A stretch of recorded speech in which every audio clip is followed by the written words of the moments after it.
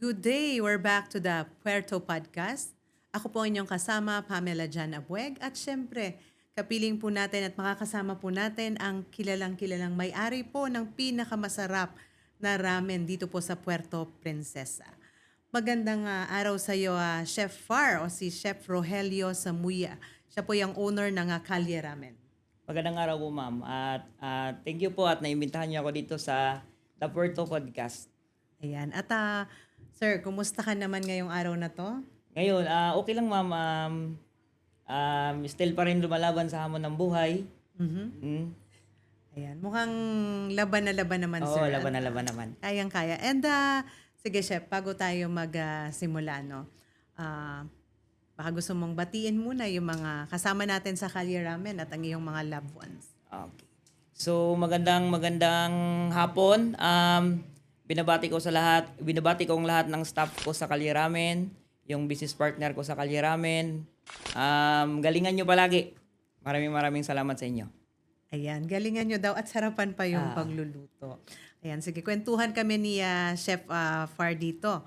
At Chef, paano ba nagsimula yung journey mo sa pagluluto? Way back 2008, nagiging part-time employee ako ng Jollibee, which is product talaga ako ng Jollibee.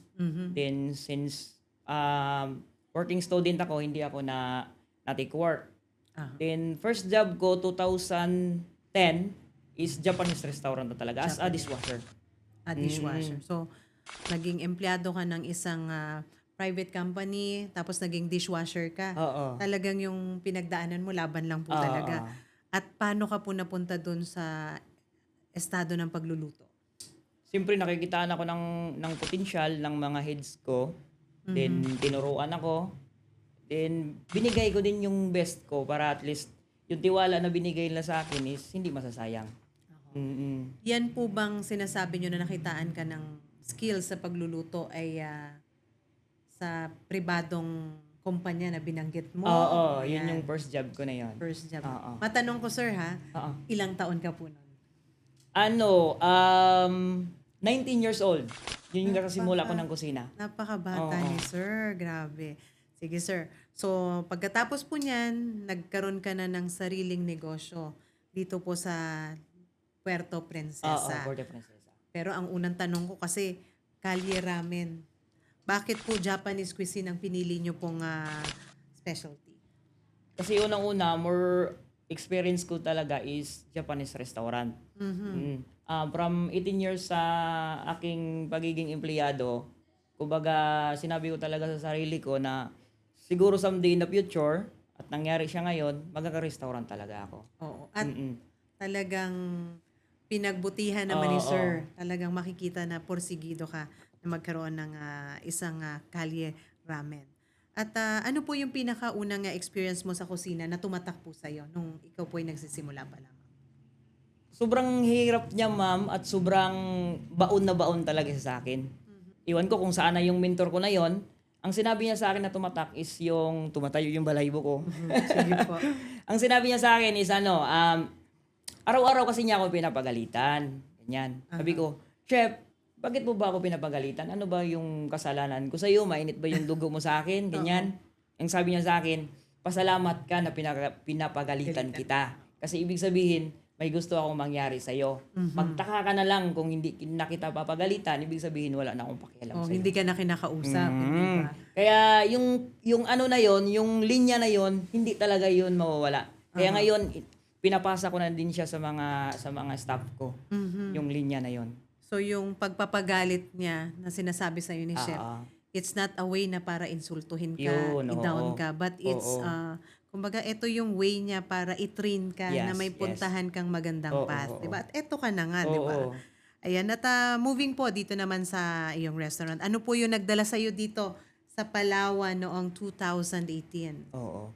2018, dumating ako ng Palawan as product kasi ako ng Viking Cebu. Doon ako nag-work sa Vikings. Wow. May customer kami doon na na taga Palawan talaga siya. Then gusto niyang magtayo ng buffet restaurant, which is yung Grandeur Buffet. Kaya yun, napunta ako ng Palawan at dito na ako dinala ng journey ko. So from yung Jollibee from Manila, Cebu. Cebu, Oo. Cebu din. Tapos Palawan na. Oo. Layo ng narating. Ang layo ng narating mo, sir. From Cebu to Palawan. Pero, Oo.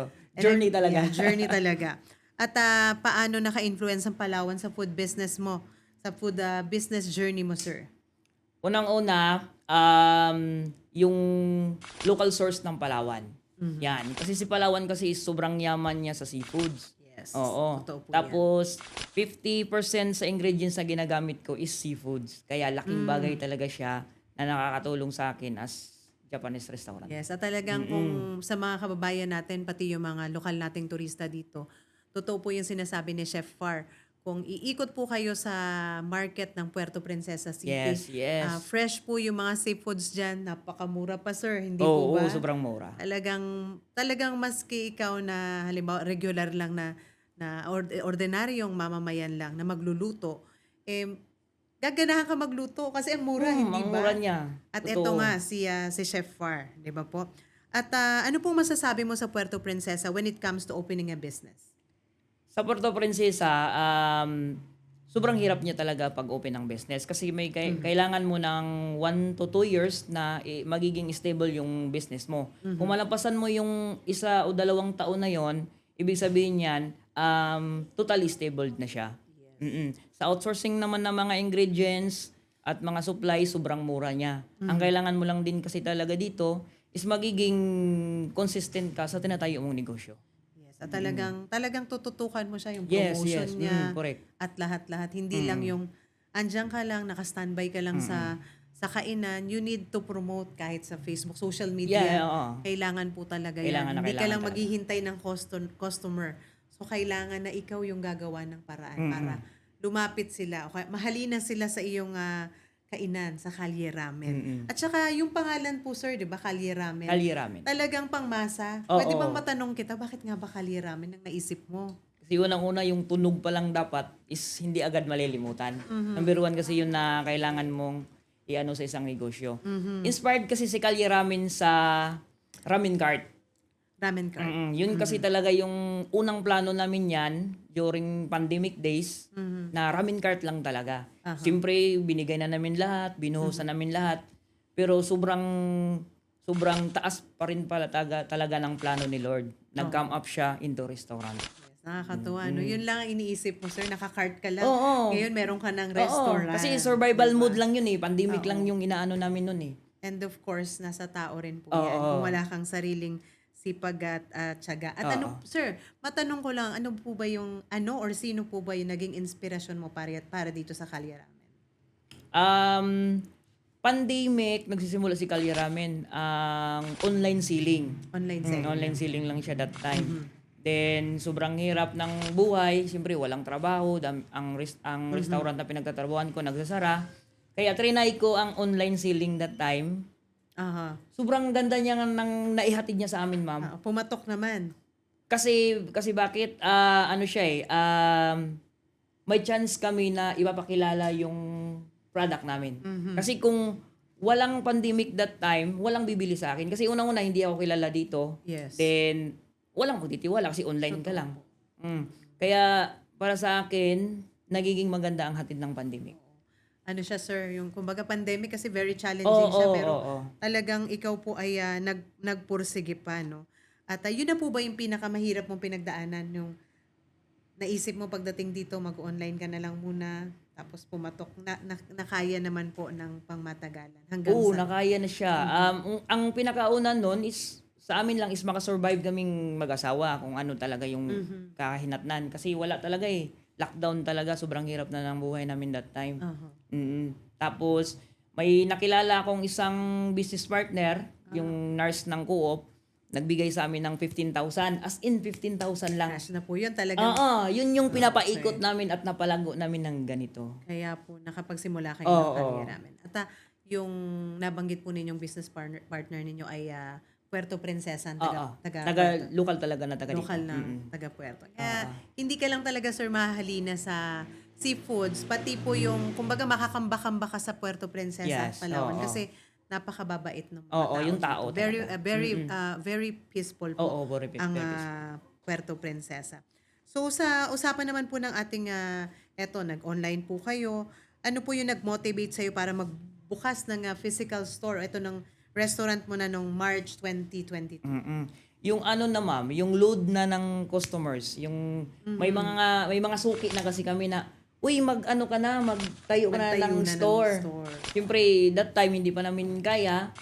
Kaya ang ginawa namin, sumali lang kami dun sa bazaar sa may Hotel Sentro. Laking bagay ni Hotel Yes. Sentro, tinulungan niya kami. Yung banchito sa sentro. Yung nasa harap po Nasa every harap. time. Yun oo. yung pinakasimula niya na kubo-kubo. Hindi ko lubos maisip na nag-come up talaga siya indoor restaurant at nakakita kami ng area doon sa Libis. Yes, at saka pag may activity dyan sa hotel na yan, talagang makikita mo, dinadayo. Hindi lang Dinadayo. kabataan. Oo.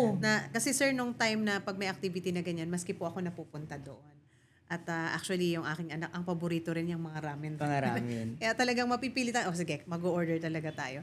And I'm very happy, we're very happy yung Puerto Princesa na kami po ay nagkaroon ng isang bagong kapamilya. Tulad ni Chef Far kasi talagang coming from other province, dito po ay minahal niyo yung Puerto Princesa. At eto kayo, Oo. very successful po.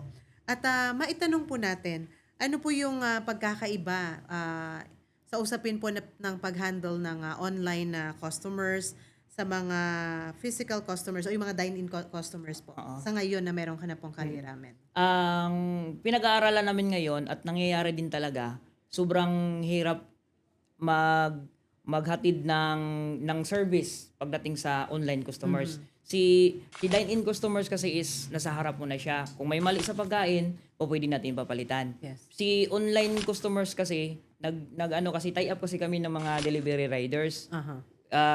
Kung anong mangyari sa daan, sagot kasi namin 'yon. Okay. Then yung may mga complaints, mas mahirap siyang solusyonan. Unlike dito sa dine-in customers nga kung may mali, agad palitan agad. Oo. So, yung mga ganong problema po ay nasusolusyonan naman. Nasusolusyonan siya agad. Kaya ang ginawa naming transition about that is paglabas pa lang ng pagkain dapat perfect agad. Then monitor namin si rider kung saan na siya para at least ma-update namin agad si customer na ma'am 5 minutes, ma'am 3 minutes andyan na sa area. Kasi minsan hindi po natin maiwasan mga kababayan natin, for example, order ng pagkain, pag medyo malayo yung lugar, tapos matatagalan ng biyahe pagdating. Oo, lalo na pag umuulan. Yes, pag umuulan pala, yan isa rin po sa mga struggle ng mga driver natin, no, na ihahatid, hindi agad maihatid. Minsan, pag hindi maganda yung daan, ako, nabubuhos, nababawasan ng sabaw. But maganda po yung ginagawa nyo, Chef Far, na ginagawa nyo ng solusyon kung sakaling may kaunting problemang naihahatid po sa inyo. At ano po yung pinakamatindi namang challenge na hinarap mo bilang chef entrepreneur? Profitability. Gusto kong maglabas ng pagkain, gusto kong gumawa ng something na pagkain na papatok sa masa, pero ang iniisip ko is paano siya kikita. Sobrang hirap siya kasi unang-una yun, food cost kasi yun siya ma'am. I-stocking ka, ganito, ganyan din. In the future pala, in the long run, may expire lang at hindi magiging patok. Oo. Saka syempre, ang una nating iisipin pag sinabi niyong ganun pag naglabas ka ng pera na gagastusin mo for it, is mababawi mo. Oo. Diba na? At kailangan po, katulad nung binabanggit natin, yung iyong Kali Ramen, napaka-affordable po. Dapat pang masa talaga. Oo. Kaya ang ginagawa ko ngayon, gumawa ako ng ibang twist. Gumagawa muna ako ng weekly special. Si Kali Ramen may weekly special yan siya. Maganda po Kung yan. kung maramdaman namin na yan at yan talagang food na yan is yung gusto ng tao, automatic yan sa next namin, Chins Mino, ipapasok na namin yun. Maganda po yung idea na ganyan, chef. Kasi, oo nga naman, kung tayo nga nasa bahay, di ba, parang, kumbaga, nagsasawa ka rin, eto na naman, adobo na naman, kinabukasan, eto na naman, di ba? Parang, sinigang na naman. So, maganda rin na meron po kayong ginagawang paiba-ibang menu. Paiba-iba siya. Yes, every week. At nabanggit nyo, ayan, napakinggan ko yung kung paano po kayo nagsimula, naging successful ngayon yung Kali Ramen nyo, from pandemic into transition. Pero sa ngayon po, dumating po ba sa point na gusto mo nang sumuko? Wala, hindi talaga ako susuko. Hindi talaga. Positibo kasi talaga ako Okay. Kaya yun ang nakakatuwa kasi pagpasok pa lang po niya Chef Far dito sa studio, makikita mo talaga, dala-dala niya yung, mamaya po ipapakita po natin, i-share po natin yung kanyang napakasarap na product. Gawa ng pagpasok po niya dito, nakangiti. Positive po kaagad. Oo. Yun po yung paalala natin sa ating mga kababayan na dapat po sa pagsisimula ng isang bagay, maging negosyo man yan o kung ano pa man, ay dapat positive ka Positive, agad. oo. Kaya yun po ang nakita natin. And we're very happy na makasama ka po namin dito. And you give positive effect dito rin po sa The Puerto Podcast. Thank you, ma'am. Thank you. Ayan. At isang katanungan pa po, ano po yung biggest lesson na gusto mong i-share sa ibang aspiring entrepreneurs na katulad mo dito sa Puerto Princesa? Sa lahat ng aspiring, kung binigay niyo yung 100% niyo during your labor days, kung mag-business na kayo, ibigay niyo siya ng 200%. Oo. Sobra-sobra na. Oo. Ibigay niyo talaga ng todo, tapos dapat consistent kayo. Hindi po pwedeng ngayong linggo masipag kayo, sa sunod na linggo, panghihinaan na kayo. Yes, oo. Kasi kapag mag-iisip ka kaagad na okay ganito, hindi mo na alam kung mag-go ka pa, kailangan diretso po at talagang yung sipag at tiyaga at lakas ng loob. Yan po ang magkakasama nga ingredients Correct, oo. ng pagkakaroon ng isang kumbaga napaka-successful na negosyo. At isang katanungan pa po. So, Kalye Ramen, ano po ba yung ramen mo kumpara po sa iba? Ano yung maipagmamalaki mo sa iyong ramen? Yun na nga, in between siya ng authentic saka modern. Kasi siyempre, yung panahon ngayon is pa-upgrade ng pa-upgrade para mas maintindihan ng tao, ang kinam-up ko is modern. Modern recipe, tapos ang local source nun is Palawan. Palawan. Yan na po yung seafoods and Yan na everything. yung seafood. Para hindi mahirapan, kahit Japanese restaurant ako, wala namang Japanese store dito, maka-execute pa rin ako. Oh, at nagagawan mo sir ng paraan. Yes, oo. Kasi yan na rin po yung skills na tsaka yung talent niyo sa pagluluto. Kasi kung wala kang mga ingredients na special ingredients na galing sa ibang bansa, nagagawan niyo po Oo. ng sarili niyong ingredients. At maitanong ko pa po sa iyo, ano po yung para sa iyo po bilang sole owner ng Kalye Ramen, ano po ba yung sekreto mo para po maging successful itong Kalye Ramen? Consistency. Consistency. Kailangan mo lang talaga magiging consistent. Kung ano yung ginawa mo nung una, hanggang huli na yun. Ituloy-tuloy mo lang. Hindi, kasi may iba po tayong mga, for example, may iba tayong mga kababayan.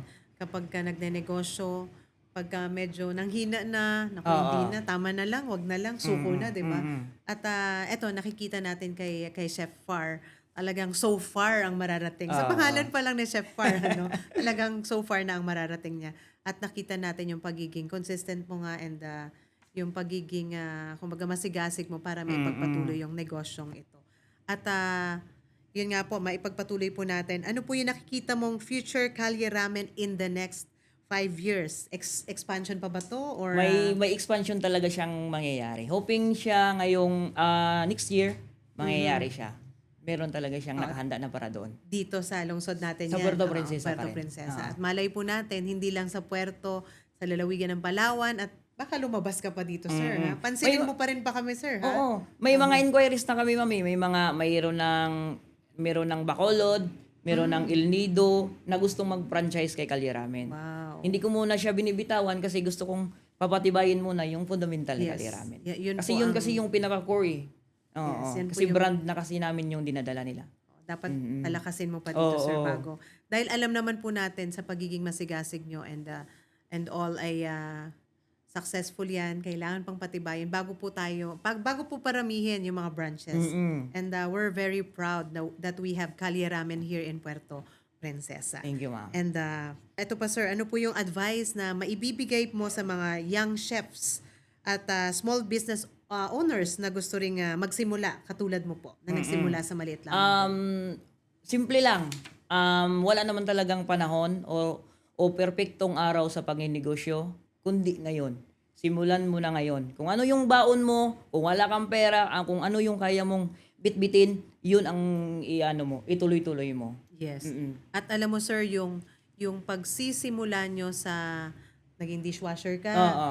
tapos yun po yung natuto ka na magluto. Oo. So nagsimula ka po sa mababang Sa posisyon mababa. na pinagalitan ka pa ni chef.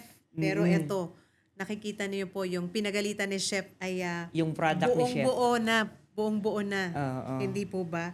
At kung may mensahe ka kay chef, kung nakikinig siya ngayon, ano sasabihin mo sa kanya? Chef, kung naalala mo pa ba ako or napanood mo to, maraming salamat sa mga payo mo, sa mga turo mo.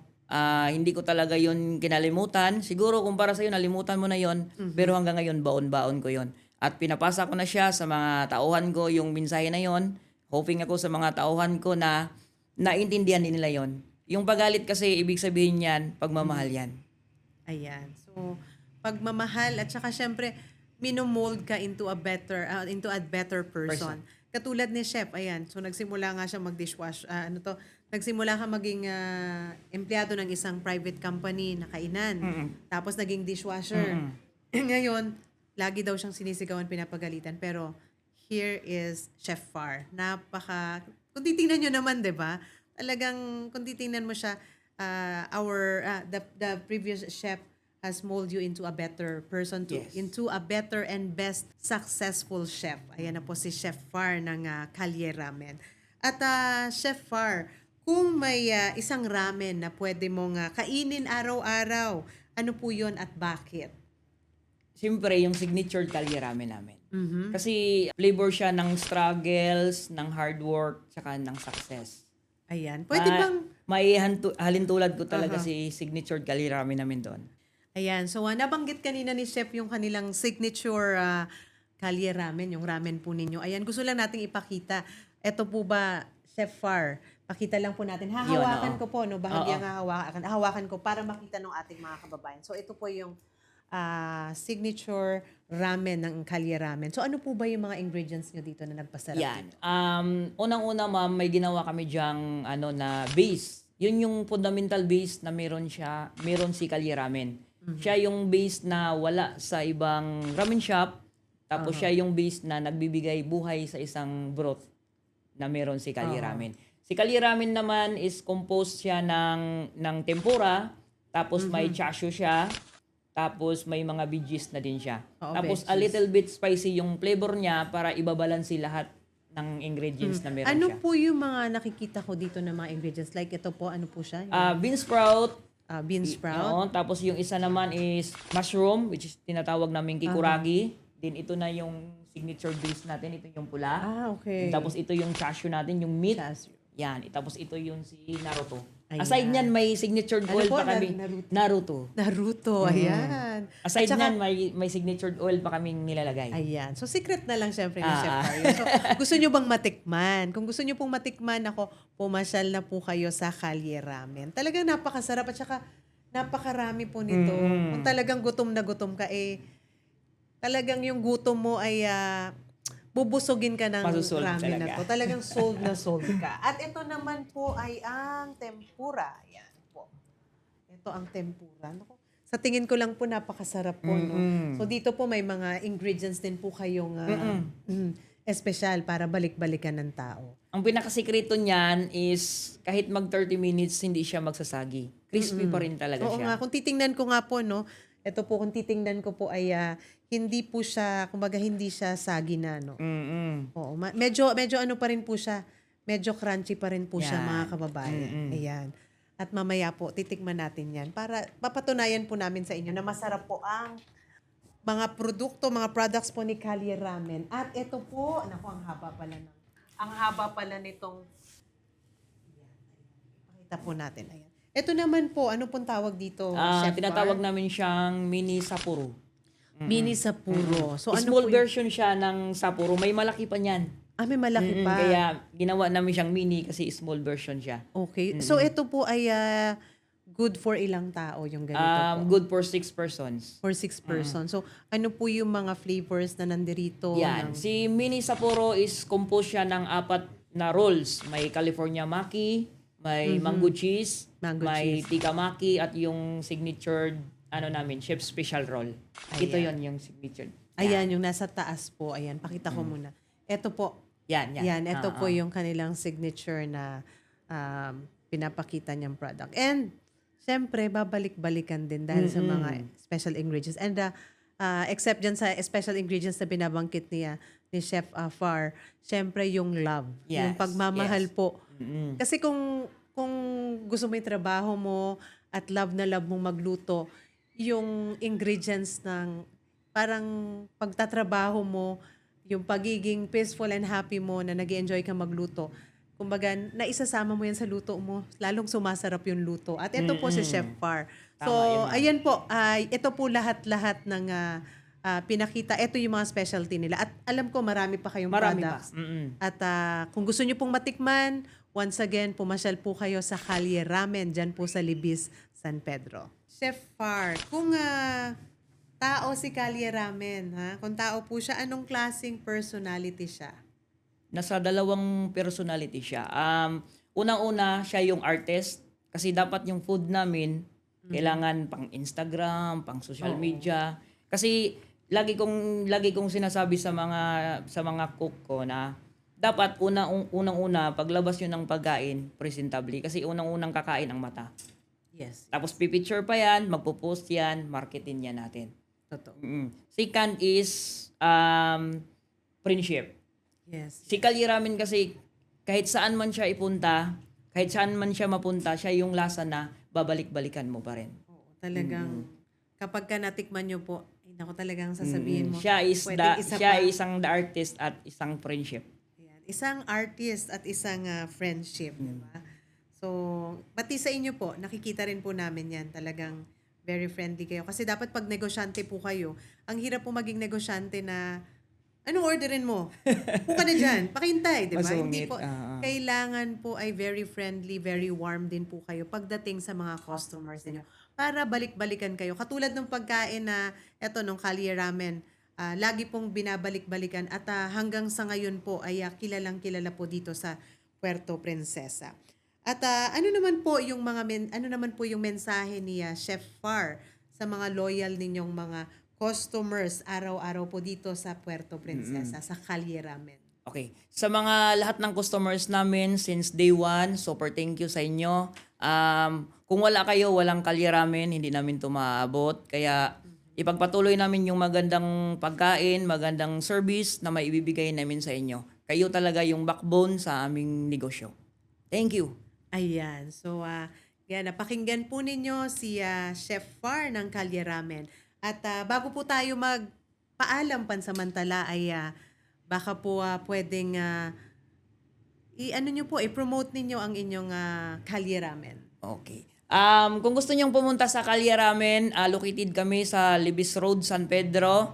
1 kilometer siya galing highway, galing sa Shell. Tapos po pwede nyo din kaming bisitahin sa aming Facebook page, Kalye Ramen and Sushi Bar. Then pwede nyo kaming kontakin sa contact number na 0935-681-9387. Maraming salamat sa inyo. Kita-kits tayo doon. Ayan. At maraming salamat din sa iyo, Chef Far, sa pagpapaunlak po sa ating imbitasyon sa inyo para makapiling po namin ang bago nating kapamilya sa Puerto Princesa. Once again po, si Chef Far o kilala po bilang Rogelio Samuya. Maraming salamat po at once again, Pamela Jan Abueg, The Puerto Podcast. This episode of the Puerto Podcast is brought to you by Kalye Ramen, Don Samura, Parsilog, Jack's Tuna, Palawan Brewery, Apex Digital, and Luis Osteria Italian Restaurant.